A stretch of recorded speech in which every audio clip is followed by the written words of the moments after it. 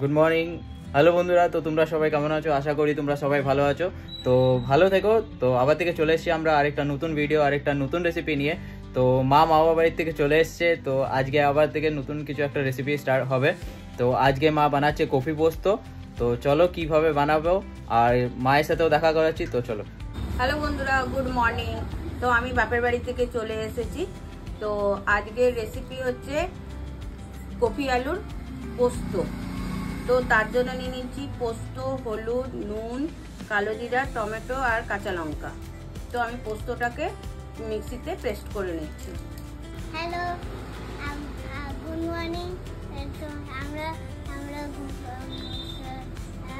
ঘুম থেকে উঠে গেছি, তাই জন্য আমরা বৌদির বাড়ি চলে এসেছি।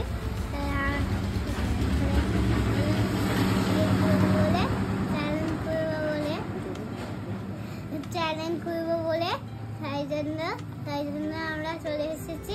দেখতে দেখো, আমি হলুদ, নুন, কালো জিরা, টমেটো, পোস্ত, লঙ্কা, কফি, আলু নিয়ে চলে এসেছি।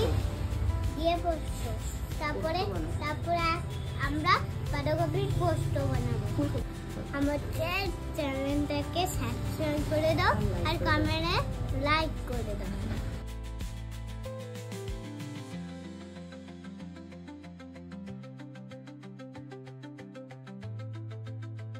তো কড়াইতে তেল দিয়ে দিয়েছি, তেলটা গরম হয়ে গেছে। তার মধ্যে আমি ফোড়নে দিয়ে দিচ্ছি কালো জিরে।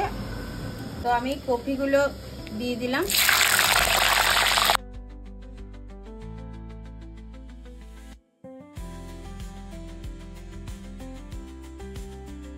তো তার মধ্যে আমি অল্প নুন দিয়ে দিলাম।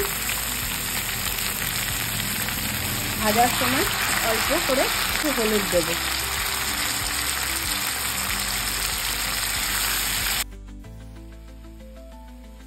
ওটা আমি মিক্সির মধ্যে দিয়ে দিলাম।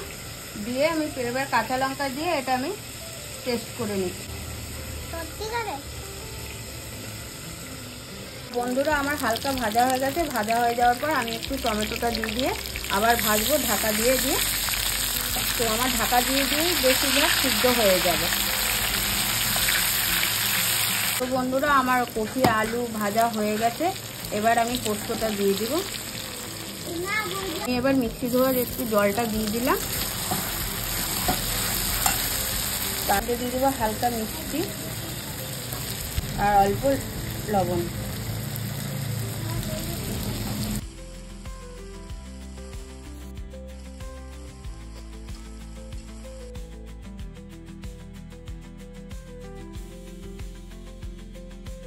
তো আমার কফি পোস্ত হয়ে গেছে। নামানোর আগে আমি একটু ধনেপাতা দিয়ে দিব।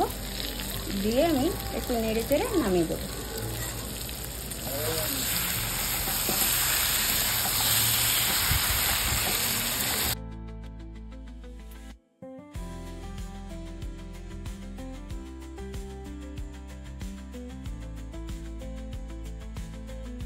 আমাদের কফি আলু পোস্ত রেডি হয়ে গেছে। তো চলো টেস্ট করবে। আজকে আমি করব না, আজকে আমার ভাইপো একজন আছে, ছোট্ট ভাইপো। তো সে টেস্ট করে তোমাদেরকে জানাবে। তো চলো তোমাদেরকে দেখাই।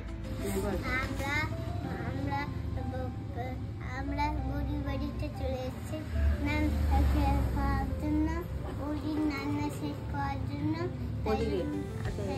তো সবাইকে বলো তুমি কেমন হয়েছে রান্নাটা, খেয়ে কেমন হয়েছে তুমি টেস্ট করে বলো।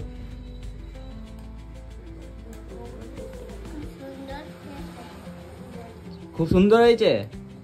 তাহলে বন্ধুদেরকে বলে দাও লাইক করতে। লাইক, কমেন্ট, শেয়ার করে দাও আর জানাও। আমরা আরো নতুন ভিডিও নিয়ে আসবো, নতুন রেসিপি নিয়ে আসবো। তার জন্য শুধুমাত্র তোমাদেরকে কি করতে হবে, আমাদের চ্যানেলটাকে লাইক, শেয়ার, সাবস্ক্রাইব করে দিতে হবে। আর কমেন্ট করে জানাবে যে কেমন হয়েছে রান্নাটা। আর তোমরাও বাড়িতে রেসিপিটা ট্রাই করো। আর তার সাথে সাথে আমাদের ইনস্টাগ্রামের প্রোফাইলটাকেও ফলো করে নেবে। ইনস্টাগ্রামের প্রোফাইলের নাম হচ্ছে আমাদের মমস পান্ডা কিচেন। তো চলো আজকের জন্য এতটা। Thank you. জয় শ্রীরাম।